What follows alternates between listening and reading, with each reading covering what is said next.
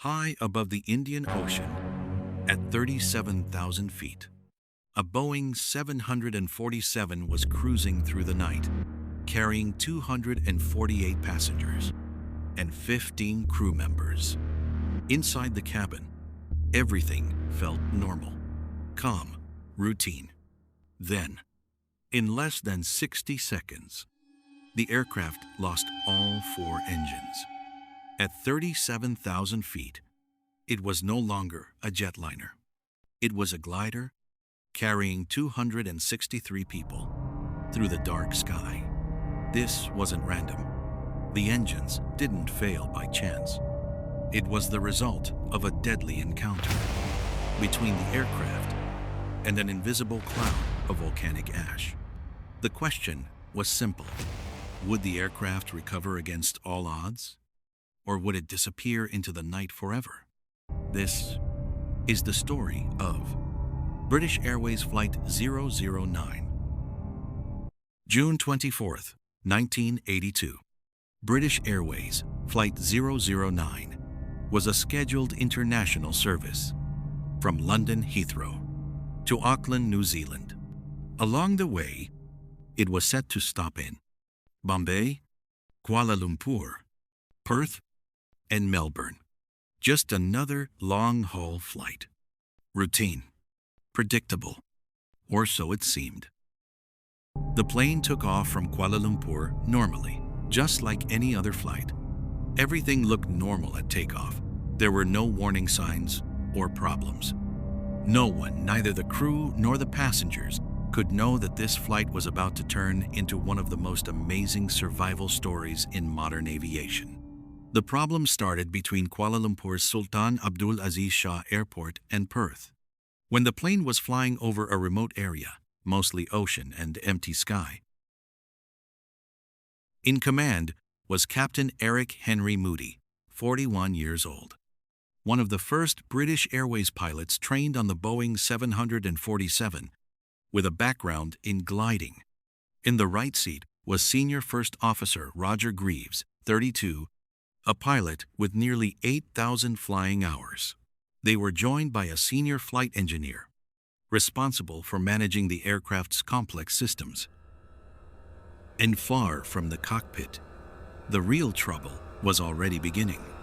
It started with a volcano called Mount Galunggung in West Java, Indonesia. After nearly 100 years of silence, it came back to life in 1982.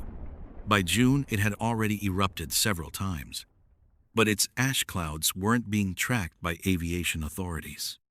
The problem with volcanic ash is that it doesn't behave like normal clouds. It's made of tiny particles of rock and glass, dry, abrasive, and invisible to weather radar. So, to the aircraft systems, the sky ahead looked perfectly clear. But it wasn't. High above, a massive cloud of ash had spread directly across the flight path of British Airways Flight 009. As the aircraft continued south, toward the Indian Ocean, the first strange sign appeared. A faint, ghostly glow began to spread across the cockpit windscreen, brighter and more intense than anything seen in normal weather. The crew didn't realize it yet, but the aircraft was flying straight into one of the most dangerous environments a jet can face. At the same time, the danger began to move inside the aircraft. The ventilation system started pulling contaminated air into the cabin. Pale clouds rose from the floor vents. A sharp, sulfur-like smell filled the air. In 1982, smoking was still allowed on board. So, at first, some passengers thought it was just smoke. But it wasn't. The haze grew thicker. The smell grew stronger. And the temperature inside the cabin began to rise.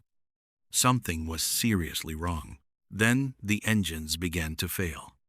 The crew reacted instantly, cutting fuel, preparing the fire suppression system.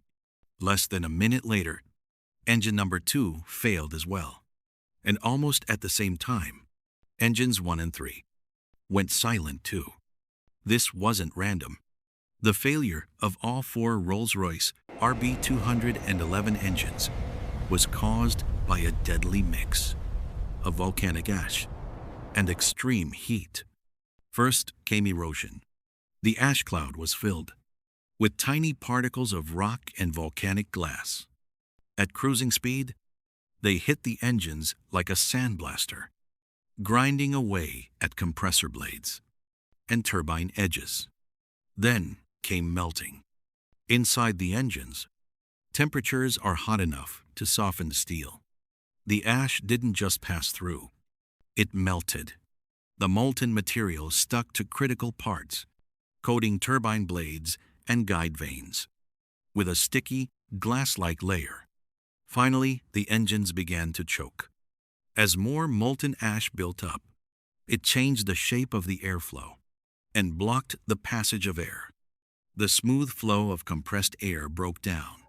The engines surged, and then, one by one, they flamed out.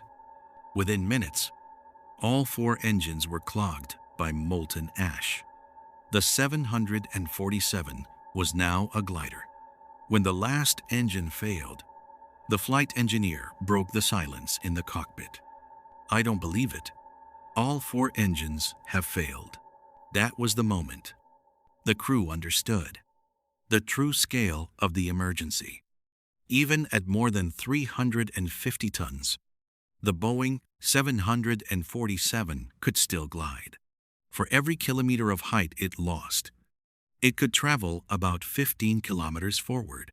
From 37,000 feet, that gave the crew just over 20 minutes before the aircraft would reach the surface.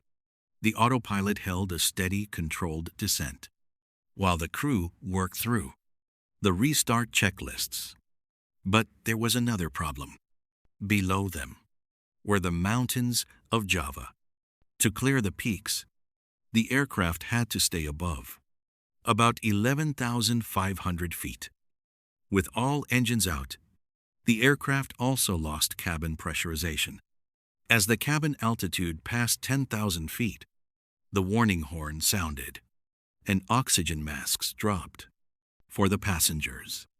Inside the cockpit, it got worse. When First Officer Roger Greaves reached for his oxygen mask, it failed. The mask came apart in his hands, leaving him without oxygen.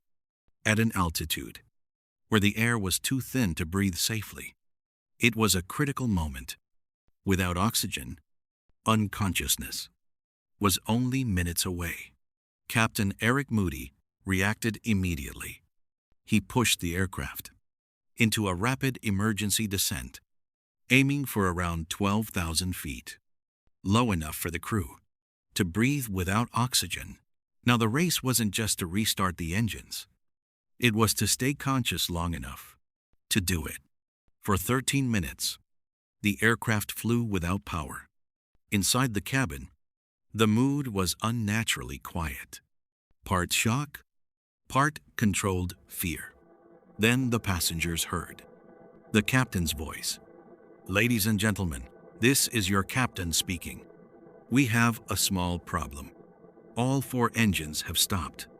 We are doing our damnedest to get them going again. I trust you are not in too much distress." The words were calm, almost understated. But in the cabin, the blue glow around the engines and the dangling oxygen masks told a much darker story. Many passengers believed the aircraft would not make it. Then, slowly, things began to change. As the aircraft dropped below 15,000 feet, it entered cooler, denser air. And just as important, it finally fell out of the ash cloud. Inside the engines, the heat that had melted the ash began to fade. The glass-like coating cooled, turned brittle, and started to crack. With vibration and the sudden temperature change, the ash began to break away. Airflow started to return. Engine number 4 came back to life. Moments later, the other 3 followed. For the first time since entering the ash cloud, the crew had thrust again. The descent was stopped, just enough to clear the mountains ahead. Against the odds, British Airways Flight 009 was flying once more. But the danger wasn't over. As the crew climbed cautiously toward 15,000 feet, the aircraft briefly re-entered the ash cloud. Almost immediately, the strange blue glow returned to the windscreen. To protect the aircraft, he shut Engine 2 down for good. The flight would have to continue on 3 engines. Now came the final challenge: getting the aircraft on the ground. The approach to Jakarta's Halim Perdanakusuma Airport would be almost blind. The ash had sandblasted the cockpit windows until they were nearly opaque. The crew could see outside only through a narrow strip of clearer glass. At the very edge of the windscreen, ash had contaminated the pitot tubes and the 2 airspeed indicators. The crew had to rely on ground speed and distance instead. The approach into Jakarta brought one more problem. The airport's landing system had lost its vertical guidance.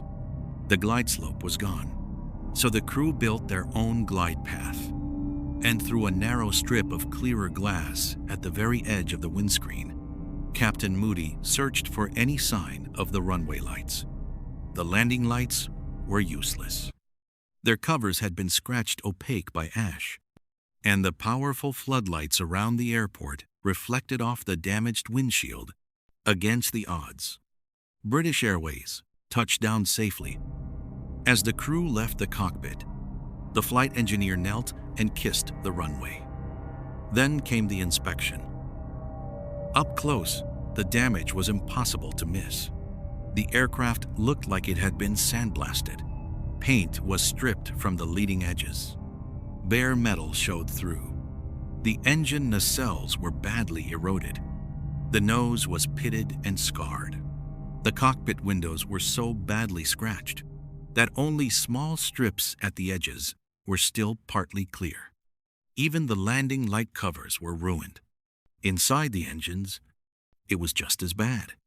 Investigators found thick layers of volcanic material fused to critical turbine parts. Blade tips were worn away, leaving the engines unstable and prone to surging. Engines 1, 2, and 3 were so badly damaged, they had to be replaced in Jakarta. Engine 4 was the least damaged. Even the fuel tanks weren't spared. Ash had made its way inside. In 1982, the danger of volcanic ash at cruising altitude was not fully understood. That changed with British Airways Flight 009. For the first time, it was clear that invisible ash clouds could shut down modern jet engines and put hundreds of lives at risk. The International Civil Aviation Organization responded by creating a system to link volcano monitoring with air traffic control. Flight 009 didn't just change how ash is avoided. It changed how aviation deals with invisible dangers in the sky.